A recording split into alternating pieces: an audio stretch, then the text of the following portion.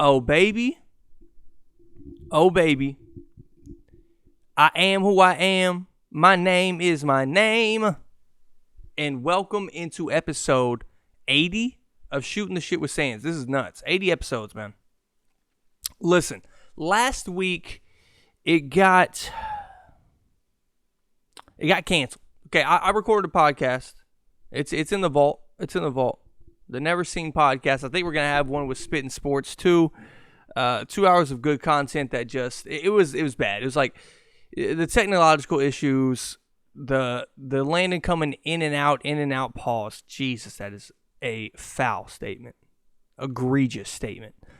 His mic and camera kept cutting in and out. Jeez Louise. Landon coming in and out. Oh my God. But yeah, it happens. It happens to everybody, okay? Shit happens. It's whatever. Throw it in the vault. Throw it in the trash. Whatever. And Nia's family came in. Her beautiful little sisters came in. Love them to death. Her mom came into town. And I was chilling with them, so I didn't really have time to really, get to it. Get to the editing. I'd rather chill with them than take an hour or two to edit my pod. You know what I mean? Because I was working and stuff like that already, so I was trying to spend time with them. And it happens, man. It happens. So, yeah, but we're back, though. Hey, we're back. It took a week off, bro. It happens. How many times am I going to say it happens? What's up? How we doing? What's popping? What's bussin'? Okay? So the top 5 songs from last week will be this week, so I don't get, jumbled up. The editing I did on that video took forever, so I'm releasing it. Okay? The snippets, all that. It took me fucking forever. And then we'll come back next week with a new 5. But you won't even know that it's a new 5 if I didn't tell you, right? So, yeah. How y'all doing? What the fuck? I don't even know how to start this podcast. How are y'all doing? All right? So I always ask you. Hope you're doing well. Mental health is good. All that. Okay? Today on the podcast, we're going to talk about some NBA topics that I think can be talked about. You know what I mean? And we're just going to talk NBA. I'm just going to ramble. I really don't have much, but I'm just going to ramble and see where it goes. That's how this podcast works most of the time, but actually I don't have any topics for once. So, but to start out, I have to address the women 2 weeks ago. Whenever it was, I think it was 2 weeks ago. Landon, that piece of shit. Oh, that piece of shit. He put out a clip of the other podcast I do, Spittin Sports, and we were talking about women, and it was one of my worst takes. One of my worst takes I've had on women. We get called out in the comments. I said that women are all the same. If they have friends, they're the same people in 3 different bodies, right? Excuse me. And we get called out in the comments. We get called out. I can name 9 friends that I have, because Landon said they don't have big groups of friends. And we got called out in the comments. And the dumb guys are down there like, bro, you're going to catch fire for this one. This is so true. We're all stupid. And, we start looking through the comments. They're tagging people that they're friends with. Wasn't a good look for me. And, of course, he puts my bulk of the fucking clip. They commented too also. Once again, it's the hoodie. I am not 500 pounds. I actually look very thin right now. I'm freshly shaved. My hair look nutty. Once again, I'm getting a haircut for my fucking sister's wedding. I'm going to be respectful to her. Shout out Samantha. Yeah, so women, listen, man, to get to the point, I'm an idiot, okay? And do I think I know about women? No, but I think I have better research than most people, right? Now, do you have to take me seriously? No. Why would you? I am about to be 27 in 2 weeks, and I'm wearing a jersey because my favorite basketball team that I've never met a player on, never shook a hand, never hung out with, is playing tonight. Do you understand what I'm saying? I schedule my day around sporting events. I'm a loser. I am a loser, but as a loser, do you know what I pulled? Have you seen what I've done with myself? Have you seen the woman that's beside me around my shoulder? Huh? Is that how you say it? Around my shoulder? I have on my shoulder? What the fuck am I talking about? Have you seen her? Dime piece. Beautiful. Hot. Sexy. And, you know, she's smart and shit too. You know, her personality's cool. Her personality's all right. No, she's an awesome person, but she's fucking hot. So I obviously have got some research. I got some research done. And you know how I got my research? Through all my years.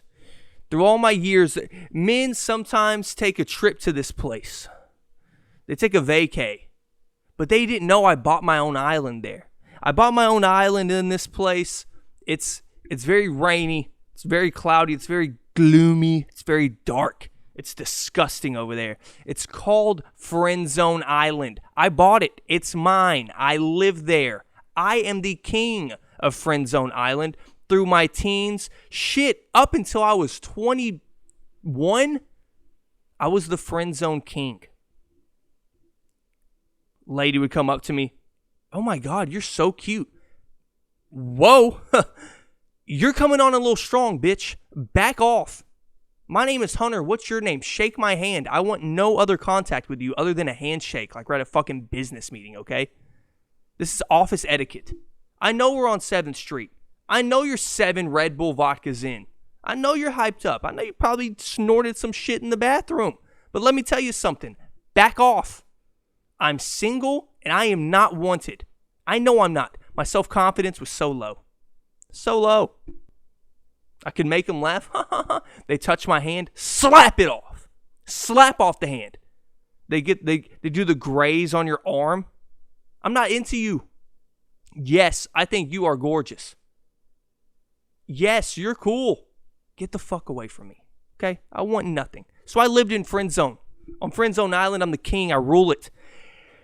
And let me tell you, while you're in the friend zone, the things you hear, the things you see, the text messages you get seen, you know what's so nasty is me seeing text messages from some of my best friends to their girlfriends. That was the most disgusting phase of my life. Because I don't judge a man how you treat a woman. I don't judge them, right? If you're a crazy boyfriend, cool. As long as you're not abusive, I'm not going to judge you. You know, be crazy. If you're toxic, you're toxic. If you cheat, you cheat. Okay? I'm a grown man. He's a grown man. Me trying to cock block this guy, dude, please. You have a great girl at home, man. Like, it's not my job. He's going to do it when I'm not around. You know what I mean? Do you know what I mean? It's like when girls do it. I've been around when people get cheated on by their woman and they're at the house because they're too tired because they just worked a 12-hour construction shift. Their girlfriends are pumping them up. Yes. Go for him. He's so cute. Yes. Is he buying you drinks? Is that a brand new Fossil watch on his wrist? Yes. Go home with him. Like, it's disgusting. You women are disgusting. You're disgusting. Okay? So, the research I got through being in the friend zone, I kind of know a little bit about women. I know how y'all shake and jive. I know how much shit, like, I'm not going to call people by their names because that's just rude. The person that tweeted the Instagram tagged the 9 names of her friends. I've been around, not that group. I'm not talking about that group. A group of women like that, right? Where they're hanging out with each other. And then you hang out with one of them solo at their house or something, just chilling, watching a movie, talking mad shit about the other chick.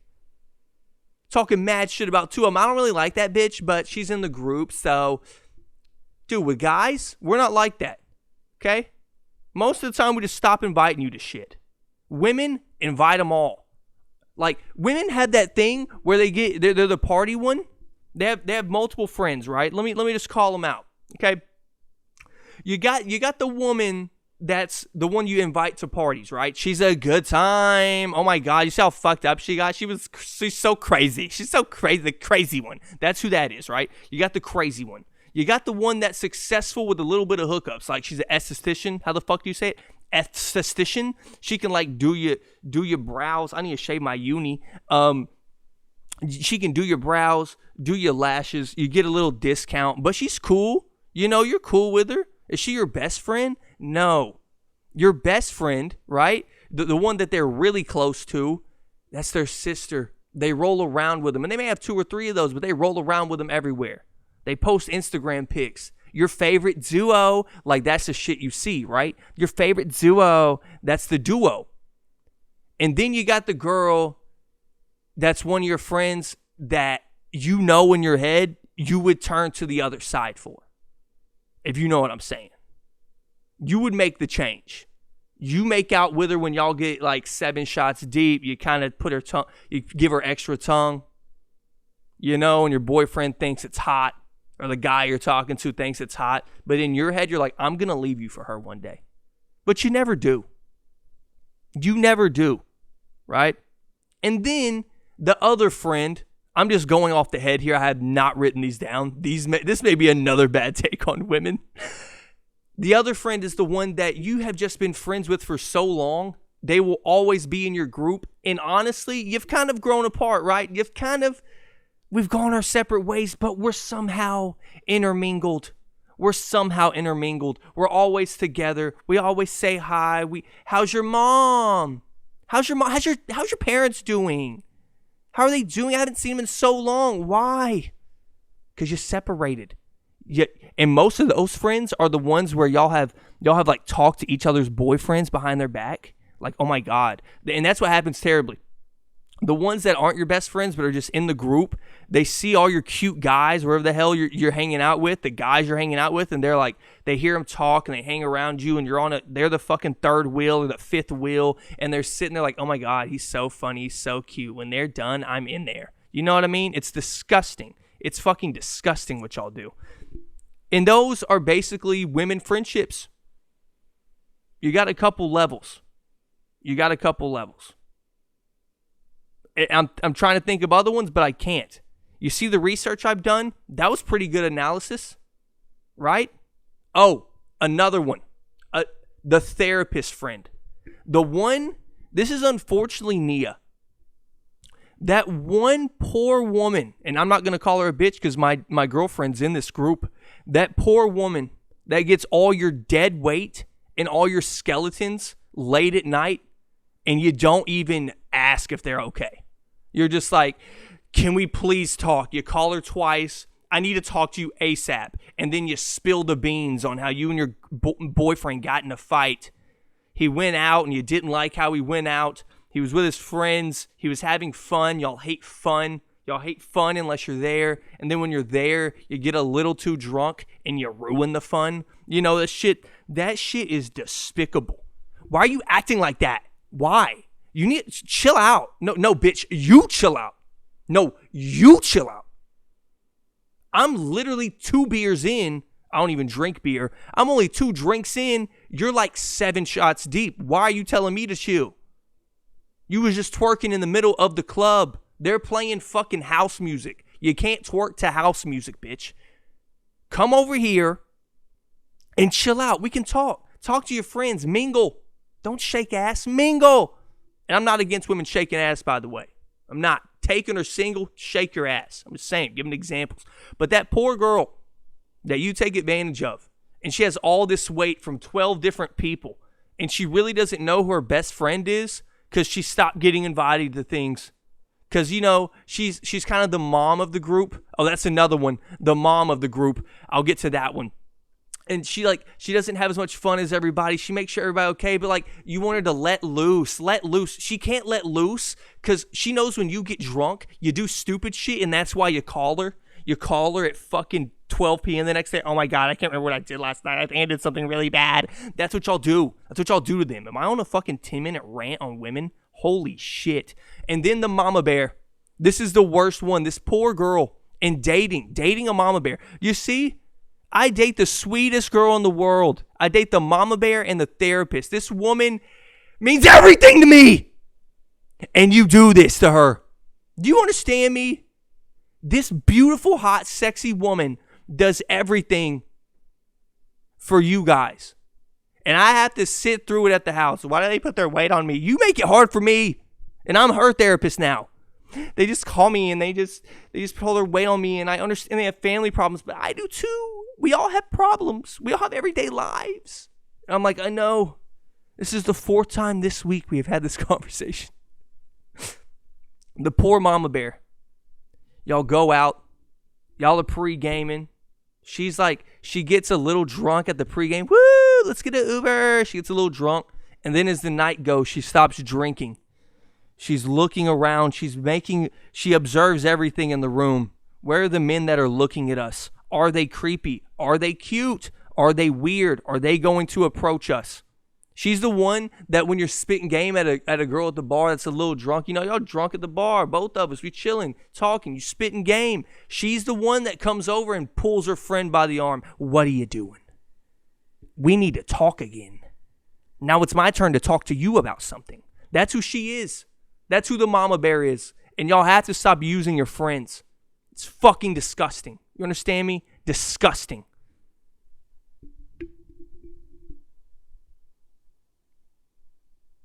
But I wanted to apologize to all the women out there for commenting on women, okay? I love y'all. We couldn't make it without you, okay? We couldn't make it without you. And I appreciate you all. Okay? So after this, that was a rant. Jesus Christ. That was a rant. After this break, I'm not going to do a commercial, but we're just going to come back to it. Because I need to recharge after that. I'm a little hype right now. After this, we're going to talk about the Arkansas game. What are my expectations for that team? It's not going to take long. And then we're going to get into that NBA shit, man. It's going to be fun. March Madness is on. This is a great time for a gambler. It's fun. It's just fun to put $120, $150 in your gambling account, throw down $10, $15 bets, and pray you hit one. And yesterday I cashed out 7-leg Arkansas parlay. 5-leg Arkansas parlay. Killed it. We'll be right back, baby. Let's get it. Part 2, breaking news. Breaking news. Woo, woo, woo. This is where I wish I had my fucking, my soundboard, which I will eventually have. I'm telling you, I will have a soundboard. I will have a fucking soundboard. But yeah. I'm actually trying to download a DJ app where I can play music on the podcast. I think that would be crazy. I've been talking about it for a year. That shit's expensive, bro. So I want to get that DJ app so bad where I can just like play a snippet of a song, like while I'm talking and shit, put tags all over it, like shooting the shit with Sands with Nia, shooting this shit with sands all over it while I'm playing this song so it doesn't get tagged or flagged for anything on Spotify. But, whatever. Breaking news, though. Deshaun Watson has been traded to the Cleveland Browns. Whoa! Baker's bitching. He's crying. This even makes it more petty. Right? He comes out, he goes, I want to trade. And I'm going to get to that. Fuck, that's a good topic to go to. He goes, I want to trade. You guys are interested in a quarterback that is obviously better than me. And, our number one receiver bitched about how I didn't give him the ball. He went off and won a Super Bowl. Our other receiver, Jarvis Landry, very talented guy, goes off and is a free agent. What do you want? You had one of the best O-lines in the game, top 5. Wills, they drafted from Alabama. They got all those guys on. I can't even think about their O-linemen. Jesus Christ. When you don't watch a team, you can't. I've watched the Browns, but not like that to know their O-linemen. You got Nick Chubb. You got Kareem Hunt. You had weapons. David Njoku, Austin Hooper. They try to help this guy out. Once again, I'm all in for players getting pissed at shit. Like Russell Wilson had the right to be pissed. They didn't help him out. You got 2 great receivers, but did they help you at the tight end position? That was a revolving door every year. Did they help you at O-line? You got an injury-prone running back? You have no depth at running back? You still believe in Rashad Penny? Fucking osteoporosis Penny? I don't think so, bro. I don't even know what osteoporosis means. I just said orthopedic Penny? No. You can't believe in guys like that. Travis Homer? The fuck? You're believing in guys like that? But when you're Baker Mayfield, They juice your defense up. They juice the D. Whoa. Pause. They load up the O-line. They give you weapons galore. You got arguably the best running back in the league in the backfield. Bro, you didn't do nothing. I know your shoulder's out. Sit out and don't play. If you sit out and don't play, you're playing pretty fucking well at the beginning of the season. You don't get looked at how you were looked at. And you're a tough guy, and I commend that. But it's immature. It's entitled. It's gross. It's disgusting. I understand where he's coming from in his mindset.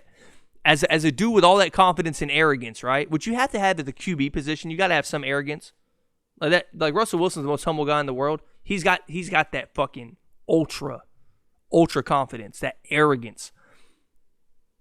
But Baker is a number one pick that hasn't worked out. He made the playoffs, yes. And as a number one pick, you're not supposed to be Tom Brady and shit. That's not what they do. Statistically, most number one picks that are quarterbacks don't work out. Jared Goff, Jameis Winston. Well, Baker Mayfield has worked out okay, but mostly they don't work out that well. Ryan Leaf, all those guys, they don't work out well. And I don't even know was Ryan Leaf number one? No, either way. Tim Couch, wasn't he number one? How the fuck do I know that name? Had a bobblehead when I was a kid. Anyways, and he was a Browns quarterback too. They mostly don't work out statistically talking. They're speaking. They don't work out. And him feeling that way is crazy. And the pettiness is, I want to trade. And then the ownership or management goes, no, fuck you. Like instantly. He goes, I've officially offered, want to trade. I've asked for a trade, requested it. GM comes out, or the Browns organization comes out 30 minutes later, an hour later, and goes, I don't give a fuck. You're not getting traded. We're waiting because we know we're going to get Deshaun, and the Texans don't even want you. You know why? Because they don't want to pay your fuck ass. Nobody wants to pay Baker Mayfield. They want to pay Kirk Cousins, but they don't want to pay Baker Mayfield. They don't. And I think he will get paid. He's Baker Mayfield. Somebody's going to be out there and be a believer in him. Once again, it's so funny that people go, why is that guy so getting paid like that? Bro, you don't know how bad that GM wanted that guy when they were in the draft. You don't know how they see that quarterback in their system. Like, oh, he could thrive here. You don't know. And I could see the Panthers being a player in this Baker Mayfield thing. But Deshaun Watson goes for 3 first-round picks and 2 other assets that have not been said. Deshaun Watson's getting 5 years, $240 million. Woohoo! Aaron Rodgers money, which he deserves to me. And I think you're talking about a team, the Browns, who can now load up on draft capital with Baker Mayfield. Not load up, but get draft capital for Baker Mayfield. Get some good picks. Maybe swap these picks out for some players or something, which I don't even know if they need players right now. Their team's pretty loaded. They don't have just Davion Clowney, but he didn't do much last year. They got Myles Garrett. Jesus Christ, freak. But the Texans are going to load up on draft capital. Draft their guy. There's no way they draft a quarterback this year. I think they're going to have a little gap year. Not a gap year. They're going to have another Texans year. They're going to get the number 1 pick next year, possibly. And, because no quarterback is looked at like that this year. And they're going to get a quarterback next year and pray he's the guy. But Deshaun Watson going to the Browns, how does that affect the Browns? Well, look what Baker Mayfield did with that roster 2 years ago.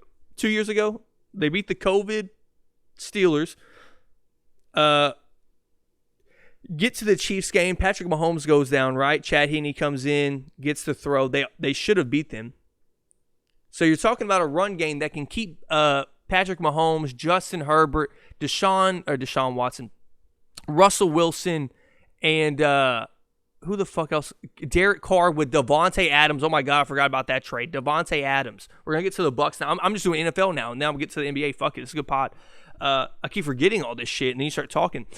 Keep them off the field. You keep those great offenses off the field, and now you had the guy that can score with them, though. People forget Deshaun Watson had a 24-0 lead on the fucking in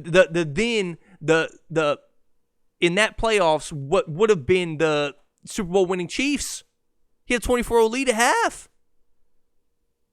His coach makes a dumb decision, doesn't kick the field goal, I believe. Like 4th and 7 from the 10. Something like that. Something really stupid. And, they end up losing that game because it's Patrick Mahomes. But you have a guy that can keep up in the big moments. That's where Baker would not get you over the top. Those big moments, you got a big guy now. You got a dude that has balls of fucking steel. Hopefully he stays healthy. He had a whole year of sitting out and just training, which people don't know that does wonders for your body. When you're injury, not prone, he's torn his ACL twice, but the first time was before the technology was like this, where torn ACLs, like Odell, he tore it again, but it was his other knee, I believe. So it's like, I don't know. It's going to happen. There's a chance, but most of the time, you're not going to re-tear the same one, mostly with his position at quarterback. I know he runs and all that. It's very hard to tear ACL at quarterback, but unless you get a bad hit, obviously. This is all generalities. But you're talking about a guy that can clutch up. If he gets the ball last, you're probably going to win the game. He's not Baker, where it's like he may make a terrible throw. You run 3 downs in a row. Like, this offense is going to be juiced up. Amari Cooper, a guy that can get open. We got to see what they get around him now, right? Maybe they trade Baker for a wide receiver somewhere, or get the capital for Baker to trade for a wide receiver somewhere. Maybe they re-sign Jarvis Landry, and Jarvis Landry's excited to get back with Deshaun. And I haven't checked it. He may have already signed somewhere, but I thought that would be news that I would see, right? I thought that would be news I would see. Man, great trade. Great trade for the Browns. Good trade for the Texans, too. Bro, the Texans did. Chris touched on this on the Locked Up pod, the Trashed pod. They held out, and you have to give credit, because when you don't hold out for the best deal, or in football, it's so different for me than basketball. But like the Harden thing, they got nothing. They got nothing for James Harden, because the Rockets like, get him the fuck out of here. He's not trying. And they turned down Ben Simmons, which ended up the Nets got for James Harden. The Rockets right now with Kevin Porter Jr., Jalen Green, and Ben Simmons, bro, that would be showtime. Fucking showtime. And Jalen Green is now playing basketball. He knows how to play basketball now. It's kind of crazy to watch him play now. He's a hooper. He's been a hooper, but he's learning how to play basketball, and he's not even finished with his first season. Good luck stopping him. The Devontae Adams trade. He told you for 2 years, I don't want a fucking franchise tag. He has an argument that he's the best wide receiver in the league. And honestly, other than Cooper Kupp right now, statistically, you're talking about Devontae Adams, who has been, the most consistent receiver when healthy in the league? We can talk about Cooper Kupp's numbers all we want. You can't say there's a big difference in quarterback there with Matthew Stafford and Aaron Rodgers. Obviously, legacy-wise, things like that. We're talking about 2 top 5, 2 top 7 guys, right, with Stafford and Rodgers. And now he's going to Derek Carr, who I just made an argument. Was that on my last podcast? That got locked up? I don't know. But I was talking about how Derek Carr is so underrated, it's terrible. It's bad. Like, why are we hating on a guy? Yeah, that is the pod that got deleted. Why are we hating on a guy that led the league in passing yards until Tom Brady caught up to him and passed him? A dude that completes 70% of his passes with no weapons. Henry Ruggs does that dumb shit. Zay Jones and Bryan Edwards. Darren Waller missed the whole year, still balled. Josh Jacobs injury prone. Kenyon Drake didn't touch the ball for fucking 10 weeks. And Derek Carr willed them to the playoffs, beat the Chargers to get to the playoffs. Like, what are we doing? Why are we shitting on him? People forget he was an MVP candidate before his fucking leg broke, or whatever the hell happened to him. His knee went out. What are we, I don't understand the disrespect to Derek Carr. Is it because he's under Patty Mahomes and all that? Maybe. I think he's a gamer. I think Derek Carr has intangibles. I think he has the intangibles to be a winner. And I think he is a winner. I really do. He hasn't been helped out a lot. And now, and an aging Deshaun Jackson, yuck. And now, Devontae coming. Wow. What this does,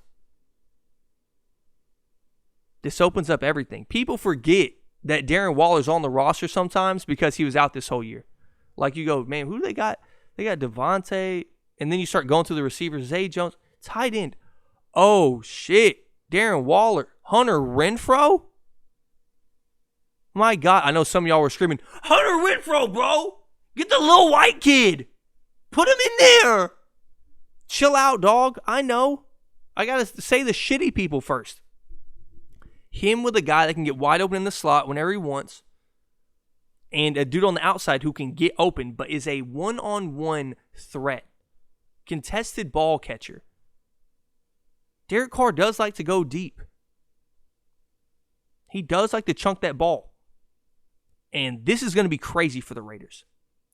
But let's look at on the Bucs side of things, the Davante Adams trade. I just tweeted this. What does the Buccaneers' path to the Super Bowl look like? Do you see the Bucs not even cut, like, yes, Tom Brady's on the roster. I'm saying fuck the whole, like, legacy thing with Tom Brady of winning. I know that adds to it. But just our roster in the NFC compared to all other rosters, we have the best roster in the NFC. We know the Rams came back and won that Super Bowl, right? They came back this year. They won the Super Bowl, but just roster to roster, the Bucs have the best roster in the NFC. They lose Joseph Day, right? Who wins? I think he's 5th in winning on pass blocks, whatever the hell it is, winning rate. I should say that. Next to Aaron Donald and Von Miller, they lose Von Miller to Buffalo. They were talking about retirement. They lose Whitworth. They lose Odell. Robert Woods is coming back from a torn ACL, but they do have Allen Robinson now, right? But the Bucs, what position are they better at than us? Honestly, like group-wise. We have a better O-line. Note Bloom just got a good contract for them, and he held his own. He held his own against us. He held his own. Jesus Christ, we couldn't do shit on him. Offensive line, we're better, I believe. Secondary, they're better because they have Jalen Ramsey. I don't know. This is the path to me. This is all I'm saying. The path is playing Carolina with no quarterback, Atlanta ass with no Calvin Ridley, and New Orleans Saints. New Orleans, Carolina, Atlanta, 6 games. Then you get in the playoffs. Green Bay, Aaron Rodgers without DA? Does he even trust those guys over there? I'm not even being funny. Does he even trust those guys? What are they going to do at receiver? They have to trade their, right? They have to try to go for a blockbuster receiver. They didn't go for Allen Robinson probably because they don't want to pay their players. They don't. And I was listening to this podcast, because I don't know this shit. Apparently that's how the Packers have always done business, the Packers and the Steelers. I think TJ Watt was the first person that wasn't Ben Roethlisberger. This may be just a false stat. I'm pretty sure I heard this, though. TJ Watt was the first person that was not Ben Roethlisberger to not get franchise tagged and get an extension since the Mike Tomlin era started or since Bill Cowher, I believe. Like, that's all they do. They franchise, and then you get a contract. And that's what the Packers do too, apparently. They franchise, get a contract. Or they let you go. Most of the time, they let you go. Greg Jennings gone. Like, there's a lot of things that the Packers do that's very weird. They want to save money. They're like one of those weird, I want to save money, but we have billionaires here franchises. And now you're looking at the Packers, the Rams, who won a game where we had no Tristan Wirfs. Tom Brady was getting hit every play. There's no Chris Godwin out there. You get what I'm saying? They won by 3. They won on a game-winning field goal. What is there to talk about? The 49ers with Trey Lance, who hasn't started 10 games since his college career. He played 1 game at North Dakota State 2 years ago. Comes in the NFL, he started a couple games. You think they're going to win? And I think Trey Lance is ultimately talented. Just crazy talent. But do you think they can win a bowl, though? I don't. Kyler Murray in that situation, you think they can win a bowl? I don't. Losing Chandler Jones, I don't. Hassan Reddick, off the Carolina Panthers, I don't. They're already ass, so it's like that defense is going to shut down. We're just going to have an easy path. I just don't see it. The Cowboys, they're up there. They lose Lyle Collins. They lose Randy Gregory. And they lose Amari Cooper. They lose Cedric Wilson.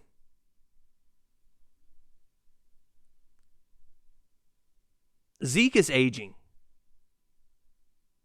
They haven't signed anybody. They haven't gotten better. They've gotten worse. The Cowboys have only gotten worse. They have not gotten better at all this offseason. Maybe you made more cap room, but what are you doing with it? What are you doing with it? Nothing. You're signing DeMarcus Lawrence, who the year he got the contract, he hasn't even combined the last 3 seasons to match that number.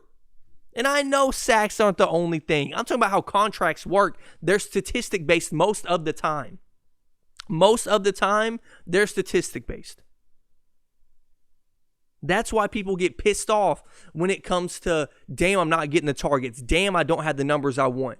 Because they know when that time comes around with the incentives and all that, they ain't getting that money. And they're going to get the same incentives as they did on this contract just because their numbers didn't match doesn't matter. You think you're that good, prove it. I don't see it, man. I think the Bucs are right back in the NFC Championship. And unless we are just totally fucked with injury, totally destroyed with injury, there is no way we aren't walking, and I mean just walking, to the NFC Championship game. I see that. It's very hard for me to see us not making the NFC Championship game. The AFC now, guys, has what? Five top 10 quarterbacks in it? I'm not even thinking right now. Patty, Deshaun, Russ, Herbert. Who else is over there? Do I need to do a Google of teams? You know, when you're podding, you can't think of shit. Joe Burrow just went to a Super Bowl. They padded up the line with Kappa and Lyle Collins. Dear God, they're in the trenches. They're in the trenches. I'm trying to think of other teams. Ryan Tannehill is fucking terrible. I'm trying to think of the best teams. Well, anyways, you get what I'm saying, right? They probably have the final 8 of the top 10 quarterbacks. Other than Aaron Rodgers, Dak, and Tom, they got the other 7. Good luck in that. Betting on that fucking those games are going to be they may give me a heart attack. I'm betting all overs all season. So, yeah, man. So we're going to get into some ball. We're going to get some basketball. I'm just going to ramble on some topics, see where it goes. And we're going to get out of here, man. I hope y'all have enjoyed this. I've actually enjoyed this podcast a lot. So it's been really fun to talk and shit. I missed it. Missed it for a week. And, yeah, man. Let's get to the basketball talk. So, NBA talk, right? It's, this is just general, like, things I'm thinking about.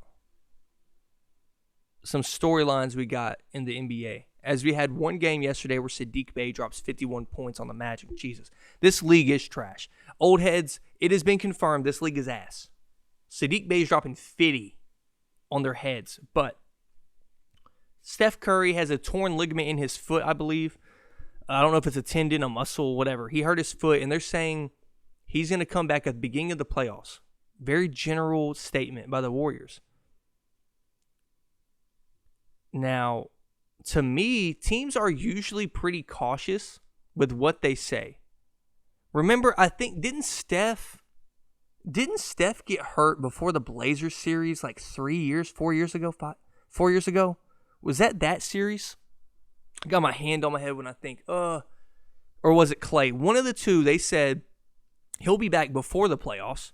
He ends up coming back, like game 3 of that series, game 4, something like that, where he ended up sitting the series out because they were blowing him out. I forgot which one it was, but you get what I'm saying?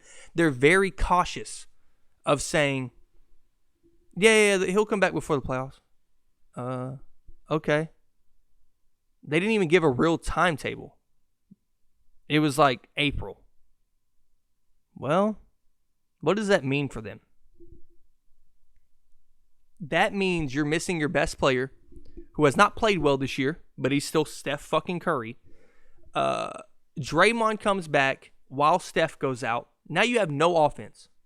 Jordan Poole, Klay Thompson, who's trigger happy, isn't good on defense. Is he still going to have those minute restrictions when it comes late down to the season, when games start mattering and you start tanking the rest of your season, really? Not tanking to get lottery picks, but you get what I'm saying? Like, they're going to fall from that 2 seed.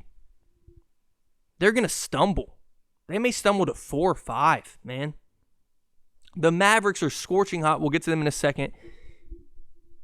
It's not looking good for the Warriors, and the good thing for them is, as they stumble, they will get a better matchup than those play-in teams. I think those play-in teams, if you're missing Steph Curry, have some good guard play that you don't want to mess with. Even I hate to bring them up. The Lakers. Okay? Hey. Listen to what I have to say, man. All I'm saying is LeBron has their number.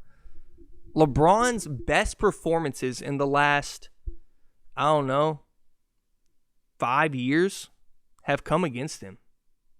So, if you name LeBron's top 10 best performances the last 5 years, and that would be hard to dumb down. But in the playoffs and in regular season, he dropped 56 on them. I think since 2015, when they met in the finals, LeBron is averaging over 34 points on them. He just knows how to beat them. He knows their defensive coverages. He knows how to attack Draymond. He knows the matchups he wants. He has been bullying them for a long time. And yes, Westbrook is not good right now. But if you get AD back with LeBron in the play-in, they're already dangerous. I hate to tell you, they are dangerous. Should you be scared of them? Are they a title favorite? No. But if they got that 7 hole while the Warriors were the 2, you're telling me that's not a bad matchup for the Warriors? I would say so. Pop my old ass back. I would say it's a bad matchup just because of LeBron. The way LeBron's playing right now in a playoff setting, we touched on this on Spittin Sports, and things slow down, and it's 95-98 with 3 minutes left, and you're not going to score 117, 128 points. Even though the Lakers can't stop anybody, Jesus Christ. LeBron right now, and in the playoff, Bron is one of the best shows in sports. LeBron in the playoffs is so fun to watch. That's why I want him in the playoffs. It's just fun to watch him. Dude, we're at the point in his career where I still think he can win another championship before he's done. I think he can get to 5. I truly do. With the right pieces, duh. Without a clusterfuck of a roster, duh. And with that dump of Westbrook's contract next year, I would like to see what they build. But this year, I think they're dangerous for the Warriors. But the Warriors are gonna go down, maybe to 4. Play the Nuggets? You don't want to play the Mavs. Your offense isn't really that good. Right? And the Mavericks' weakness is the post. Kevon Looney? Draymond Green ain't going to shoot the ball. And their perimeter defense is so good, you're not going to get to those spots on the floor where you're driving past people and getting to the hole and exposing the rim protection. Even though I think Maxi Kleba is a nice little rim protector. He's not elite by any stretch of the imagination, but he's good. But yeah, I think the Warriors are kind of fucked. And I think their playoff hopes start to dwindle. Like making a run. They're not the favorite anymore. I never thought they were the favorite, though. A lot of national media guys, Stephen A., all them said the Warriors were the favorite out of the West. I didn't think so. And maybe I was an idiot and chalked them when me and Chris were talking. He kind of put me on a shitty spot, low key. Fuck Chris. He kind of put me in a shitty spot where he's like on the spot. Hey, give me your West and East people in the finals, and I chalked it. But yeah, I shouldn't have done that. Should have thought about it more. I didn't want to delay the pod, But yeah, I think they're dwindling, and that's unfortunate for them. But the Mavericks, talking about the Mavericks, man, oh man, Luka Doncic is flying up the MVP ladder to me. He's not top 3. Maybe top 3. And I think his impactful performances and his national television performances are outweighing Giannis's right now. But as this season wraps up, you're going to see just Embiid and Jokic going at it, right? But the Mavericks, man, Dinwiddie's starting to play. Oh, and I mean not just be in the game. He is playing clutch shots. Game winner versus the Nets. So now we had this sample size now. The sample size of playing really good teams. Really good teams. And they're beating them. They lost to the Celtics, but they're beating good teams. And the Mavericks are a scary, scary team right now. And the way they play defense, they're going to have close games. It's just going to be Luka. Relying on Luka, and that's fine. I will rely on Luka. Give me Luka any day of the week when it comes down to just making tough fucking shots at the end of games. Making clutch shots at the end of games. Give me Luka. Give him. He's the best shot maker in the NBA right now. Him and Kyrie, Kevin Durant, they're all in the same bubble. They're the best shot makers right now. The way they can just dribble. Oh, fuck, 2 on the shot clock. Spin move, step back, bang. They are the best right now. And you saw the defense of the Mavericks. KD doesn't even get 25. I think he ended with 23. I don't know. The Mavericks are looking great. And I can't wait to see them in the playoffs. I am kind of like a Mavs fan almost. Like, not really. I don't have anything against them. They have shit against us because of the 06 series with the Heat. It's fine. That's fine. Well, let's talk about the Heat. Fuck it. I'm just rambling here, guys. The Heat. Listen, I have not liked what I've seen since All-Star break. Since the middle of February for a month, I have hated everything I've seen from this team. We're having close games against the Pistons. We're getting blown the fuck out against the Suns. It hasn't. What was the game we lost the other night? The T-Wolves? Yeah, the T-Wolves. Lost to the T-Wolves. Like, I have not liked what I've seen. Yeah, there was no Jimmy Butler there. Jimmy Butler rolled his ankle against the Pistons too. But it shouldn't take Jimmy Butler to beat the Pistons.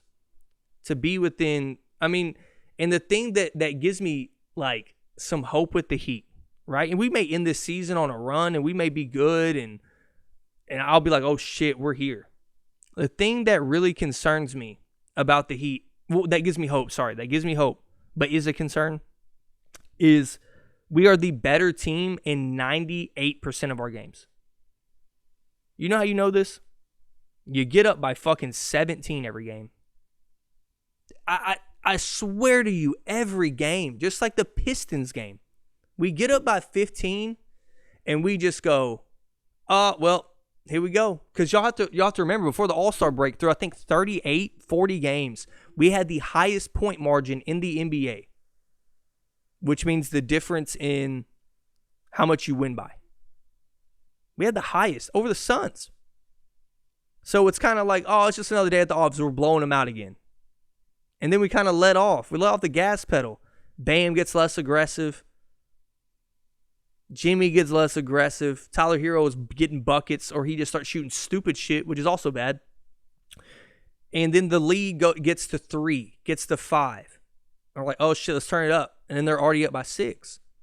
And that's a concern. And maybe with the playoff atmosphere, that goes away. Right? But with the Heat, I have not liked what I've seen.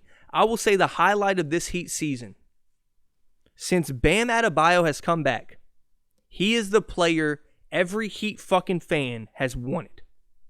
Aggressive. Going to the hoop. Having multiple, I think he has 6 or 7 30-point games this year. For Bam Adebayo, a center, a 6'9 center, who was known as a pick and roll guy for most of his career, just a roller, right? In most of his career, he's fucking 24, 25. So it's not like most of his career is a long time. But for like everybody just thought he was like a freak athlete. He's a fringe guy. He's like a good defender on the outside. He's good. He's a great defender, but he has athleticism. He can pass, but he's not there scoring wise. He's beating centers off the bounce, like from the 3-point line, cooking them with a dribble, pulling up in their face. And then when he gets in a rhythm, we start blowing people out. And also, Tyler Hero is on a burner. His last 10 games, he's averaging 27 points a game. 26 point something. Murdering. Hot. Last 10 games, he's shooting 48% from the 3-point line. Hot. Scorching. This is when we need him to do this now. End of the season, it's time to get Tyler going. He's not our closer, but he can be. You have to realize, guys, the Heat are so scary in the playoffs. You know why? Kyle Lowry's been there. He has, and he got shit on when he was losing to LeBron and had very bad performances. Kyle Lowry's been there. Tyler Hero is built for this shit. He is. He's built for big shots. He's built for playoff time. We saw in the bubble. Bubble season, Mickey Mouse ring. Ah. Shut the fuck up. You're a goofy. You see that? Turned it around on you. You're goofy. You're goofy. You fuck. Oh, God. I'm getting alerts about fucking, God, kickers. And then we have Bam, Jimmy. We got shot creators everywhere. We got shooters. And that's where we get scary in the playoffs. Amazing team defense. But I think the Bucks are going to be a hard matchup for us. So they have too many wing defenders where Jimmy can't get a good switch. There is no good switch on the pick and rolls for Jimmy, Bam, Hero, none of that. There's no good matchup for Jimmy. He can't beeline to the rim against the Bucks. So even though we're 2-2 against them, we should be 3-1 with that horrendous loss that we had a couple weeks ago. My fucking God. And as a fan, you kind of look at the lows more than the highs. So another team I wanted to talk about is the Celtics. Oh boy, oh buddy. Oh buddy, oh boy. Jason Tatum and Jaylen Brown and Marcus Smart have kind of found their rhythm. The Derek White addition has brought something to them. And I've watched a couple games, and I don't know what it is yet. Is it an extra facilitator on the team, which they need, a true facilitator? Maybe I just said it. Marcus Smart is not a natural point guard, even though I think he is a very underrated passer. But now, with Derek White, who's coming from the Spurs, where all you know is ball movement, team movement, let your stars cook, he's starting to set him up good. He plays really good defense. He can get a bucket if you need him to. That's not his forte, but I've seen some Derek White performances that were nutty. I think one year in the playoffs he had 20-something. It was like the Goran Dragic game back in the day where he just goes for like 20 in the fourth for the Suns. How much basketball have I fucking watched in my life? And I don't know what it is with them. Jason Tatum is just turning into an absolute superstar in the NBA too. His game is forever. His game lasts forever. He does not use athleticism. He uses like slow, and he's an athlete like a motherfucker. Don't get it twisted. If he's your third best defender on your team, nobody's going to score on you. And him and Jaylen Brown, I'm just like, my thoughts are going crazy right now. Him and Jaylen Brown are so good at ISOing. And another thing, if Jaylen Brown is your second best offensive ISO player, you're in for a fucking good season. And they just caught their stride. New coach. Ime Udoka. Is that how you say his name, Udoka? I know he played for the Spurs and was assistant there for a long time, but I don't know how to say his name. I don't want to be disrespectful to his name. Shout out Westbrook. Sorry. They're very interesting, man. They're fun to watch because they play ISO ball and it's so fun. And then they get the team going. Like, what the fuck? Is somebody calling me? Jesus Christ. Oh, my God. It was connected to the Bluetooth speaker. I almost fucking passed out. Oh, shit. I'm scary. Oh, fuck. Anyways, and then Jason Tatum, to me, like I've always said, is an underrated playmaker. Just like I think Devin Booker is. Just because their scores, their game gets kind of dumbed down to, yeah, he's great at scoring. Like, nah, bro, he's amazing at basketball. Let's not get it twisted. They're amazing at basketball. I think Devin Booker's an underrated defender as well. You don't ever see somebody target Devin Booker. When have you seen them matchup hunt Devin Booker on the defensive end? Now I'm just rambling. What I've been rambling. That's what I said I was doing, right? What the fuck is wrong with me? You never see him get hunted. Mostly Jaylen Brown. I mean, no shit. Marcus Smart, no shit. Jason Tatum, no shit. Maybe Peyton Pritchard. That's it. I think what they lack is Robert Williams is becoming a good player. I think he fouls a lot. I think he makes a lot of dumb plays. And I think that may hurt them. Like, if they played the 76ers, it'd be a great series. It would be how impactful is Embiid versus those centers getting him in foul trouble. Al Horford is dusted, bro. He's toast. He's old as shit. Oh, he can't move his feet, nothing. So if Robert Williams gets in foul trouble, you're kind of fucked at a rim protection standpoint. And they're going to match up on Al Horford and just drive past him the whole game with James Harden. You know? But the guard defense, you got Tyrese Maxey guarding who? Marcus Smart? Marcus Smart ain't scared to score. So I think that would be an interesting playoff series if they do, and that'd be beautiful. I think that's what it's up right now. That's what it's looking like right now is going to happen. Because I don't think the Heat are giving away their 1 seed, considering I think we have 12 or 13 games left, and like 8 of them are at home. I just don't see us giving that seed up. The Bucks are coming, though. They're only 1.5, 2.5 back. But yeah, I think that the Heat will keep that seed. I think the 76ers are interesting going into the playoffs. You don't know what's going to happen. We still don't have a big enough sample size, but you see what it can be. You see what that can be in the playoffs. And when you're talking about just an unstoppable two-man game, you're fucking scared in the playoffs. You do all you want. Do all you want to stop. Bring a help defender off Maxey or Thibault or whatever. I don't know. I think having that two-man game, because Joel can score on 2 people with ease. And I know that sounds stupid, but he literally gets double-teamed all game, and he just shoots over him, doesn't give a fucking score. So that's going to be interesting. And the last point I wanted to get to was the Nets. This is the most dangerous 8 seed we've ever seen in NBA history. Not saying the most successful with that fucking Warriors team that ended up getting blown out in the second round, by the way. That's what's crazy with that team. They got hyped up because they beat the Mavericks, and then they lost in the second round. This Nets team is fucking scary. And mostly if the mandate gets lifted, it's a lot of ifs. But if those ifs become its happenings, the league is fucked. And honestly, I want them to keep winning so I ain't got to face them in the first round. I ain't even going to front. I ain't fronting, man. I want them to win. Or get kicked out of the playoffs. Whichever one. Whichever fucking one, dude. I don't know what has to happen, but I don't want to face them. You got Kyrie Irving dropping 50 and 60 on 80% shooting. You got KD having a 50 ball on Sunday or Saturday, whichever one it was. You don't want to play those guys in the playoffs, man. Seth Curry's playing lights out. Patty Mills is a bucket. DeAndre Jordan is ass.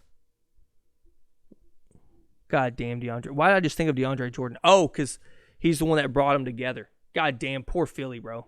Poor fucking. And I'm thinking of matchups in the playoffs. Sorry, I kind of lost my train of thought. But yeah, like Claxton is good. He's athletic. But, is he really going to stop somebody? Where did Cam Thomas go? I don't understand how that dude starts getting buckets and then Kyrie comes back and shit. It seems like his minutes are getting cut. I know they had injuries and all that, but you got to let him play if he's hooping. Mostly Steve Nash, he has this play everybody 40 minutes, thing.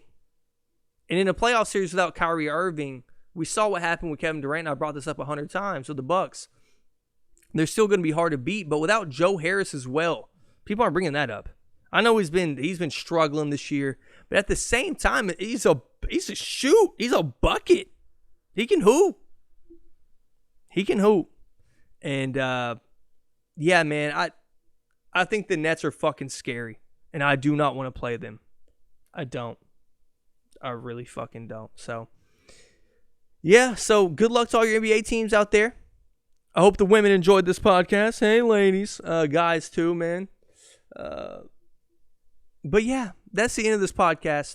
The 5-song video, the 5 top songs will be inserted right here, man. And I hope y'all have a great fucking day, night, evening, whatever it is. And the pod goat is out.